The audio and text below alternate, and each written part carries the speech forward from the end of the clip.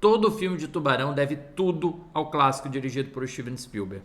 Alguns filmes devem menos, outros filmes, como esta produção francesa no catálogo da Netflix, devem muito mais. Sob as Águas do Sena está no top 10 do catálogo do serviço de streaming e associa-se imediatamente com o clássico de Spielberg ao fazer uma associação entre a presença do animal e as decisões gananciosas de um poder público que pensa apenas no retorno financeiro e não no bem-estar das pessoas. Se no clássico de Steven Spielberg o prefeito de Emmett negava fechar as praias porque perderia o movimento do verão, perderia a maior entrada de receitas na sua cidade, aqui a prefeita de Paris evita fechar o Rio Sena para uma competição de triatlo, justamente para não cancelar com patrocinadores, cancelar com aquelas pessoas que já estão se deslocando e já estão na cidade para participar da competição.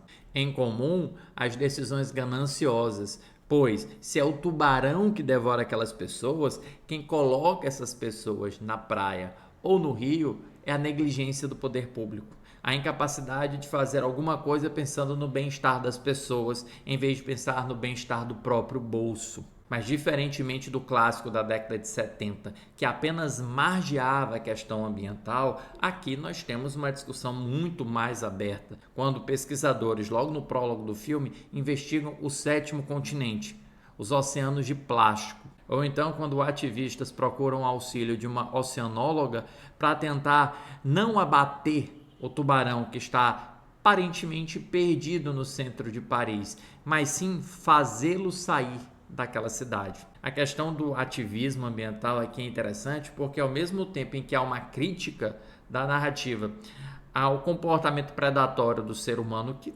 nada mais é do que consequência da mesma ganância de que a gente falou no início desse vídeo, há também uma crítica à ingenuidade do ativismo contemporâneo que parece acreditar que tubarões são bichos de estimação, que você consegue afagá-los e consegue colocar uma coleira. Não é tão fácil assim, né? O que é de mais interessante neste filme de Tubarão é como a sobriedade da primeira metade, em que nós vemos discussões relacionadas a trauma, relacionadas à articulação entre a polícia, os ativistas, biólogos, em que nós vemos um comportamento sério do poder público de tentar compreender a situação das pessoas envolvidas. Essa sobriedade dá espaço a um desenvolvimento que beira o caos na segunda metade, mas isso não é negativo.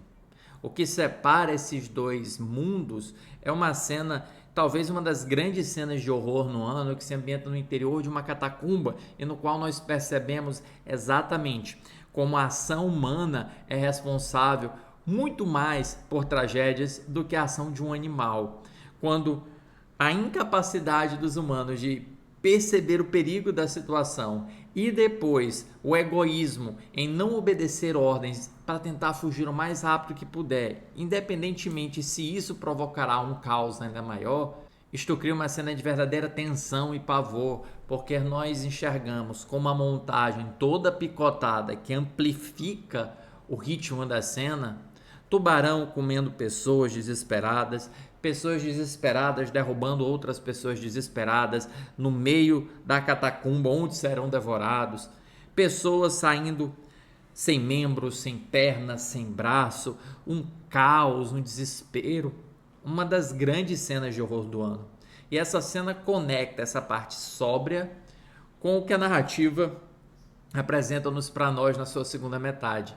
E aí é interessante porque eu juro para vocês que há muito tempo eu não tinha visto um filme que saía do filme A para o filme B em uma velocidade tão rápida. Ele dirige-se a um final apoteótico que nem nos meus mais loucos sonhos eu esperava ver. É verdade que a cena inicial é uma antecipação para o que poderia acontecer, mas eu confesso para vocês que eu imaginava que aquele item que era pescado na cena inicial seria utilizado para matar o tubarão no final, e não para fazer o que fiz no final do filme, que é uma amplificação ainda maior do que nós jamais poderíamos sonhar em Tubarão, por exemplo. E nesta metade o filme aproxima-se muito mais de um outro filme de tubarão que eu assisti na minha adolescência, que é Do Fundo do Mar. E eu sempre me recordo uma cena que me pegou com muito choque, que é aquela em que o Samuel L. Jackson declama um grande monólogo apenas para ser devorado por um tubarão que não pede licença e nem coloca o guardanapo no pescoço antes de comer a sua refeição. É mais ou menos assim que esse clímax de Sob as Águas do Sena me pegou. Me pegou desprevenido. E isso aumentou, amplificou ainda mais a minha relação com o filme, que é um filme de tubarão digno. Ele tem uns contratempos durante a narrativa, envolvendo trauma, envolvendo uma discussão de superação de trauma, envolvendo algumas briguinhas entre os personagens que poderiam ser melhor resolvidas e acabam estendendo-se demais. Mas quando chega nesse ponto, tudo é recomeçado e o filme me deixou surpreso. Para ele eu dou 3 estrelas em 5.